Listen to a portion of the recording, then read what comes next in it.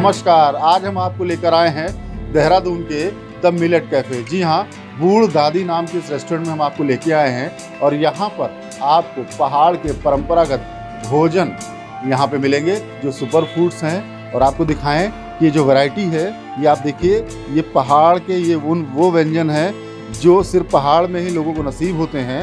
उनके स्वाद को यहाँ पर देहरादून की खूबसूरत वादियों में लेकर पहुँची हैं। बूढ़ दादी रेस्टोरेंट है जो मिलेट कैफ़े के नाम से देहरादून में मशहूर है। आज आपको यही कहानी दिखाएंगे और क्या कुछ खास है आज आपको इससे रूबरू कराएंगे। हमारे साथ मौजूद हैं दीपिका डोभाल जी जो इस मिलेट कैफ़े को संचालित करती हैं।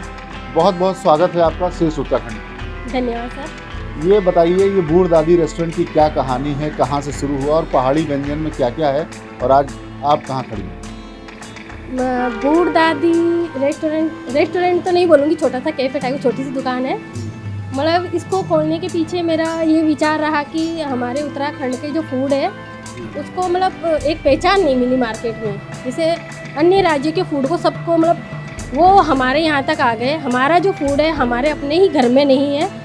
तो मेरा ये मकसद है कि हमारा भी कुछ होना चाहिए। वो जैसे देखते हैं हम कि पहनावा, लोकगीत, मतलब सब अच्छा है, आज सब लोग पीछे दौड़ रहे हैं उसके। जैसे पहाड़ी टोपी लगा लीजिए, गाने लगा लीजिए, तो मतलब लोग उनको फॉलो करते हैं। तो खाने को थोड़ा खाने के पीछे मतलब कम देखा मैंने लोगों का क्रेज़ कि खाने के पीछे लोग कम दौड़ते हैं। तो मेरा ये रहा कि अपने उत्तराखंड की कोई ऐसी चीज़ होनी चाहिए कि लोगों को हेल्दी भी मिले, टेस्ट भी मिले और लोग कहें कि वाह यार, ये हमारा उत्तराखंड का फूड है। तो मैंने इस पर लगभग मतलब 18 महीने काम किया। 18 महीने काम करने के दौरान मैंने बहुत सारी ऐसी बातें सामने आई कि हमारा फूड आगे क्यों नहीं बढ़ा। इसके पीछे बहुत कारण रहे। जैसे कोई हमारा रिश्तेदार या सगा संबंधी आता है तो गाँव वो लोग पहले शर्म करते थे, अपने खाने को छुपाते थे। ये कहानी है। हाँ जी, तो हम चाहते हैं कि शर्म ना करें लोग। जैसे चलिए, आज तो मिलेट को ग्लोबल थाली मोदी जी ने बना दिया है, प्रधानमंत्री ने।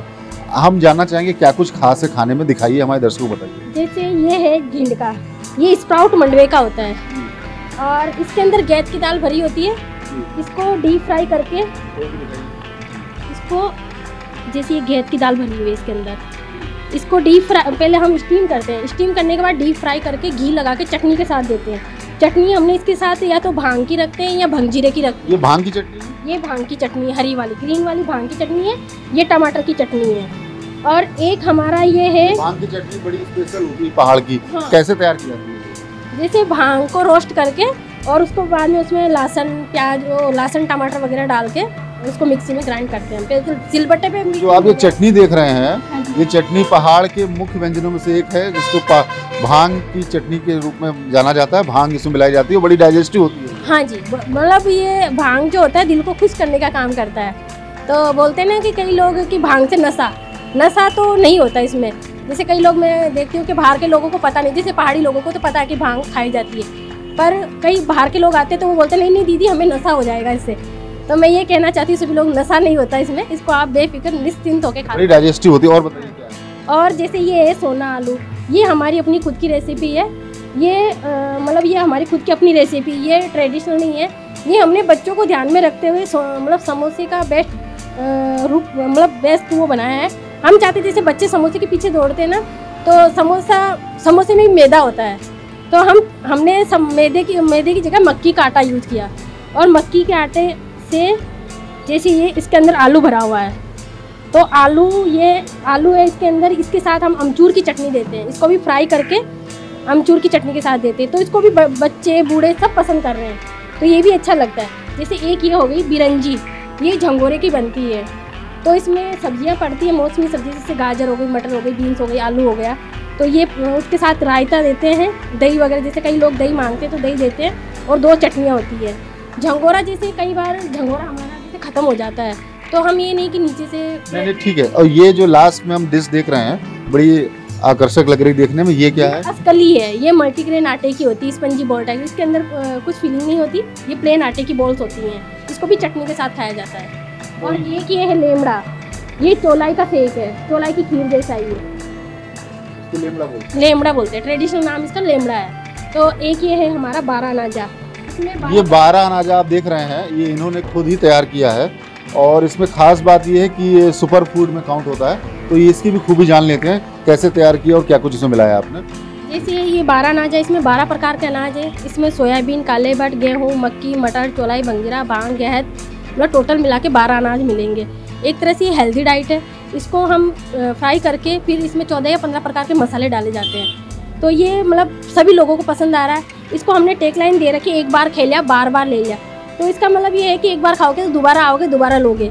हाँ, ये बहुत खूबसूरत टैगलाइन है इन बरनाजा खाजा की। इसमें लिखा गया है, एक बार खा लिया बार बार ले लिया। इसका मतलब है कि एक बार खाएंगे तो बार बार लेने आएंगे। इसके अलावा ये भी बहुत अच्छा इनका सुपर फूड यहाँ पे लगा, जो चौलाई की खीर आपने बनाई है। हाँ जी। और अच्छा, ये जो रखा हुआ अनाज है, इसको क्या कहते हैं? ये क्या है? ये हमारे दर्शक जानना चाहते हैं, क्या है, इसको बताइए। झंगोरा है। ये जो पहाड़ में मिलता है झंगोरा है। जैसे प्लेन्स में लोग बोलते हैं कि झंगोरा अब मैं देखती हूँ कि नीचे का भी झंगोरा आने लग गया पहाड़ों में। तो मतलब पहाड़ी झंगोरे के नाम से लोग कुछ भी बेच दे रहे हैं। तो जो झंगोरा है वो हम जैसे पहाड़ से मंगाते हैं। तो इसमें देखो, आप देख रहे हो, इसमें ये वैसे दिखने में वैसा है मटमैला कलर का। तो मतलब ये जो मतलब जो बोलते हैं ना पीवर झंगोरा, जिसको यही है। नहीं तो आजकल मैं देख रही हूँ चावल के टुकड़े भी मिक्स होके आ रहे हैं, मतलब झंगोरे के नाम से लोग उसे भी बेच रहे हैं कि पहाड़ी झंगोरा।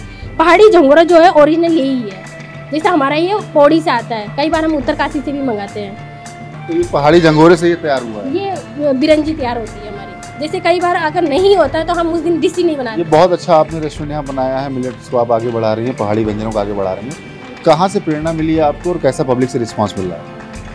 प्रेरणा तो हमें, जैसे मेरे पति सोशल वर्क से जुड़े हुए हैं, तो मतलब उनको पहाड़ से बहुत लगाव है। तो वो चाहते हैं कि अपने पहाड़ का कुछ हो मार्केट में। जैसे हम और राज्यों का फूड देखते हैं कि सब अपने फूड को आगे बढ़ाने का प्रयास कर रहे हैं। तो हम चाहते हैं कि हमारी तरफ से भी कुछ भागीदारी होनी चाहिए अपने पहाड़ के प्रति।